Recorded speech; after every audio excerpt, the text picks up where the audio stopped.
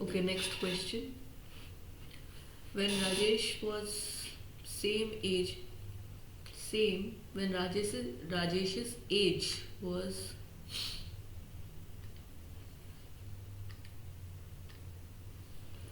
same as the present age of Garima. So R G past present.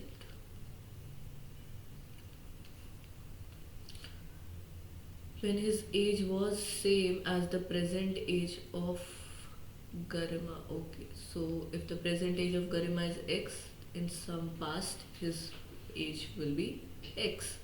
The ratio of their ages was 3:2. So the ratio of their ages in the past he's talking about. So if I take this as 3x, then this will also be 3x, and was, so this is 2x.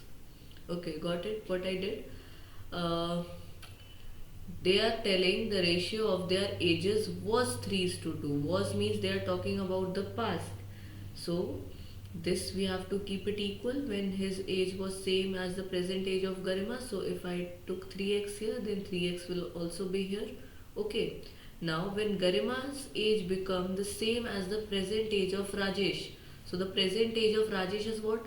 So we know that between past and present the difference is gonna remain same. So here the difference is of x. So obviously here also the difference will be of x. So plus x here. So plus x will also be here.